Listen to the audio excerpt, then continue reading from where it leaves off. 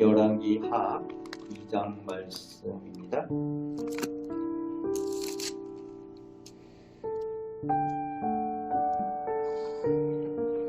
오늘 본문은 열왕기하의 말씀이지만 왕들과 상관없는 선지자들 중에 엘리야와 그의 제자 엘리사에 대한 말씀입니다. 오늘 본문의 시작이 엘리야를 하나님께서 하늘로 올리고자 하실 때라고 시작을 하고 있지요. 그때 엘리사가 스승 엘리야를 끝까지 쫓는 것을 볼 수가 있습니다. 이 엘리야와 엘리사가 서로 사랑이 많으니까 이 이별하는 그 상황을 견딜 수가 없어서 엘리야는 엘리사가 쫓아오지 못하게 합니다. 하나님께로 나아갈 때 이별하는 것을 이별하는 그 장면을 그렇게 기뻐하지 않는 거죠. 그런데 이제 엘리사도 역시 스승인 엘리야를 사랑하니까 그 쫓는 것을 끝까지 쫓아가겠습니다 라고 맹세를 하는데, 하나님의 살아계심과 당신의 영혼이 살아계심을 두고 맹세하노니 하면서까지 맹세하고 끝까지 쫓아갑니다. 예수님의 제자들 모습과 좀 다르죠. 예수님의 제자들은 어떤 위기가 닥치고 고난이 닥치니까 예수님을 버려두고 다 도망갔는데, 이 엘리사는 끝까지 엘리야를 쫓는 모습을 볼 수가 있습니다. 그 가운데 이제 그 선지자들이 베델과 그 여리고에서 선지자의 제자들이 나와서 엘리사에게 묻습니다. 뭐라고 묻는가 하면은, 당신의 스승을, 당신의 선생님을 하나님께서 하늘로 올리실 줄 압니까? 라고 엘리사에게 묻습니다. 영적으로 깨어있는 사람들이죠. 이야기하지 않아도 그런 것들에 대해서도 이미 다 알고 있는 사람들입니다. 영이 깨어있어서 알고 있는 사람들입니다. 여러분, 우리도 영이 깨어있을 수 있길 바랍니다. 그런데 엘리사가 말합니다. 나도 알고 있으니 잠잠하라. 영적인 지식이 중요하지만, 아는 것이 중요하지만 말할 때와 잠잠할 때가 있다라는 이야기를 하는 거죠. 그래서 잠잠하라, 그렇게 이야기를 합니다. 다 알고 있다는 거죠. 그런데 그걸 지금 이야기할 때가 아니라는 거죠. 안 그래도 힘들고 슬프고 어려운데 그런 이야기를 해야 되겠느냐, 그러면서 하지 못하겠네요. 엘리야와 엘리사가 요단강을 건너갈 때에 엘리야가 겉옷을 벗어서 그것을 말아가지고 그것을 모세의 지팡이처럼 그것을 사용해서 물을 치고 두 사람이 같이 마른 땅을 건너가게 됩니다. 엘리야의 그 겉옷은 하나님의 성령의 도구의 역사를 이루는 도구가 됩니다. 그렇게 해서 건너고 그 다음에 길을 가면서 대화를 하고 있는데, 이제 엘리야를 하나님께서 데려가시는 장면이 나오고 있습니다. 11절 말씀에 보면은 두 사람이 길을 가며 말하더니 불수레와 불말 두 사람을 갈라놓고 엘리야가 혈이 바람으로 하늘로 올라가더라. 여러분, 우리가 알고 있는 사실하고 좀 다릅니다. 엘리야가 뭘 타고 하늘로 올라갔어요? 불수레에 불말 타고 갔다. 불병거 타고 갔다. 여러분, 성경을 제대로 안 봐서 그렇습니다. 불에 관심이 있어요. 분명히 오늘 본문은 혈이 바람으로 하늘로 올린다 이렇게 돼 있어요. 불수의 불발은 엘리야와 엘리사를 나누는 역할을 했지, 엘리야가 하늘로 올린 것은 혈이 바람 타고 올라갔습니다.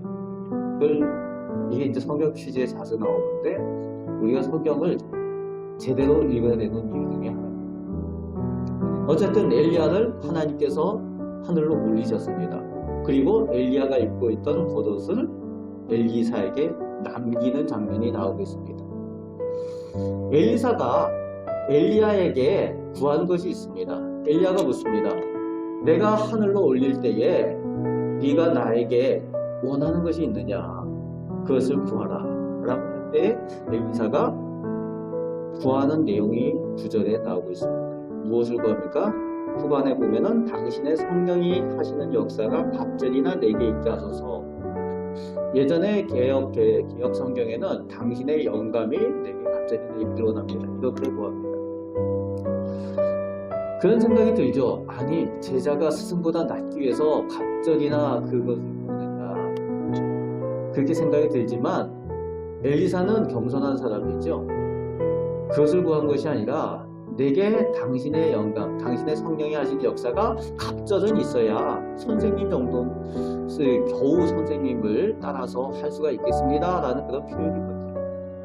겸손하게 엘리야 선생님에게 구하고 있는 그 제자 엘리사의 모습을 볼 수가 있습니다. 엘리야가 하늘로 올리울 때에 그 겉옷을 얻게 되고, 그 겉옷과 함께 성령의 능력을, 엘리야가 가지고 있던 성령의 능력을 역시 그 제자인 엘리사도 가지게 된 것을 보게 됩니다. 역시 엘리야가 했던 대로 그 겉옷을 가지고 여리고 물을 갈라서 건너는 모습을 성경 오늘 본문에서 볼 수가 있습니다. 그리고 나서 이제 이 올리우는 그 엘리야의 모습을 보고 선지자들의 제자들이 나와서 묻습니다. 강청합니다.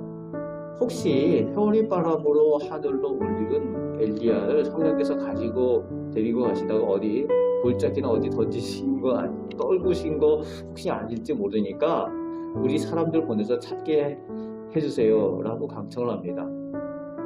차라리 아까 떠들기만 말았으면 좋은데 오늘 이상한 얘기를 하는 거죠. 무슨 얘기입니까? 이 사람들은 지금까지 있었던 많은 사람들이 다 죽었다는 거지요.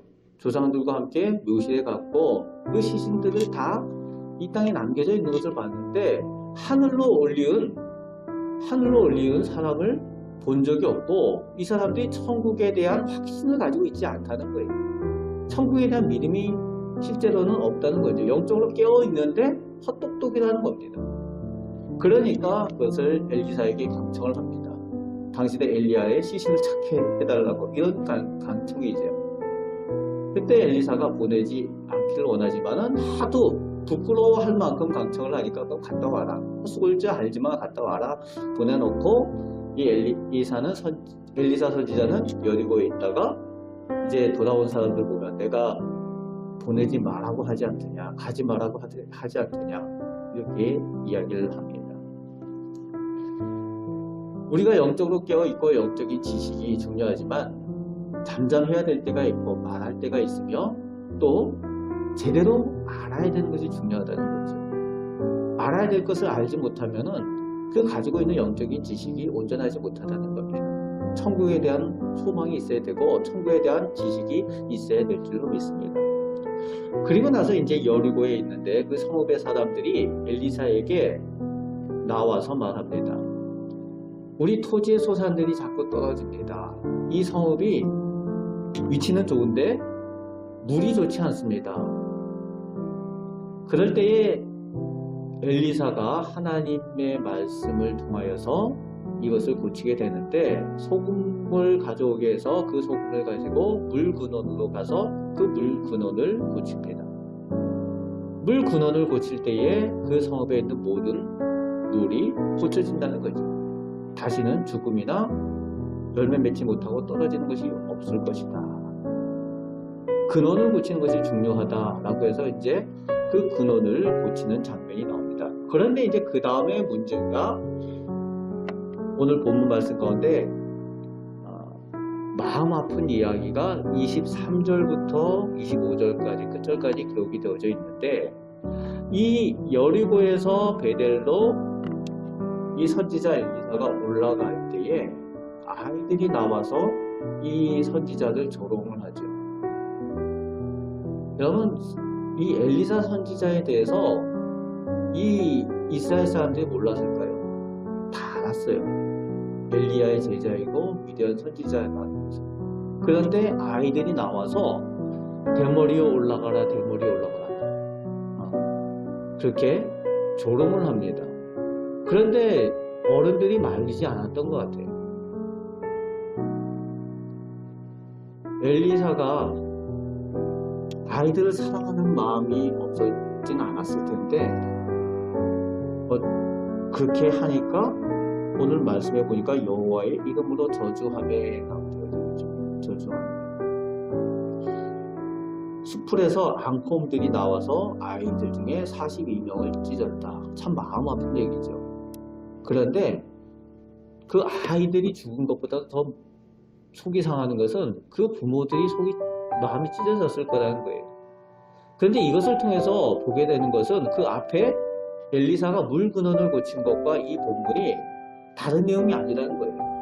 무슨 내용인가 하면은 그 부모들의 신앙이 잘못되어져 있기 때문에 그 화를 아이들이 당하고 있는 모습을 보여주고 있다는 겁니다. 근원이 잘못되어져 있기 때문에 그 근원에 영향을 끼치는 그것들이 죽음이 있고 그곳에 말 그대로 열매 맺지 못하고 떨어지는 그런 것들이 있는 것처럼 이 아이들이 부모들을 통해서 제대로 된 신앙 교육을 받지 못하고 하나님의 선지자를 조롱하면서도 그것이 무서운 줄 모르는 그런 상태에 있었기 때문에 이 아이들이 화를 당하는 모습이 오늘 성경 가운데 기록되어져 있다는 겁니다. 오늘 우리 한국교회가 늘 조심해야 되는 부분들이 이겁니다. 다 신앙 공동체 안에 있다고 하지만은 근원이 잘못되어져 있고 하나님 나라에 대한 신앙이 없고 또 하나님에 대한 하나님을 경외할 줄 모르는 그 신앙이 온전하지 못하면은 그 부모들의 신앙을 아이들이 보고 배웠다는 거예요. 잘못되어지면은 무엇을 두려워해야 되는지, 무엇을 섬겨야 되는지, 또 어떻게 신앙을 가져야 되고 무엇을 가지고 살아야 되는지 알지 못하면은 오늘 본문과 같은 그런 어려움들 역시 오늘 우리 한국교회도 겪을 수 있고 그렇게 되어질 수 있다는 것을 경고해주는 말씀이기도 한다는 겁니다. 오늘 본문 말씀을 통해서 우리가 보아야 될 것은 영적인 눈이 열려서 무엇보다도 하나님의 나라가 있음을 볼 수 있어야 된다는 거예요. 부러운 사람이죠. 엘리야처럼 죽음을 보지 않고 하나님께서 이렇게 올려가시면 얼마나 좋습니까? 그런데 영적인 지식을 가지고 있었던 선지자의 제자들인 사람들도 천국을 알지 못했던 거예요. 여러분, 온전히 천국을 확신하고 믿을 수 있는 우리 성도들이 되시길 바랍니다. 그리고 그 신앙 가운데에 우리 가정과 우리 곁에 있는 사람들에게 그 신앙을 물려주는, 나누어주는 물근원 같은, 좋은 물근원 같은 그 신앙의 근원이 되셔서 좋은 영향을 끼쳐서 하나님의 저주를 하나님의 복으로 바꾸어가는, 죄의 저주를 하나님의 큰 축복으로, 믿음의 복으로 바꾸어가는, 그래서 그 복을 함께 누리는 우리 귀한 가정과 우리 자녀들, 우리 교회가 되기를 주님의 말씀으로 축원을 드립니다. 아멘. 기도하겠습니다. 하나님 감사합니다. 오늘도 저희를 사랑하여 주셔서 하나님 집에 이 새벽에 나와 첫 시간을 드리며 기도하게 하시니 감사를 드립니다.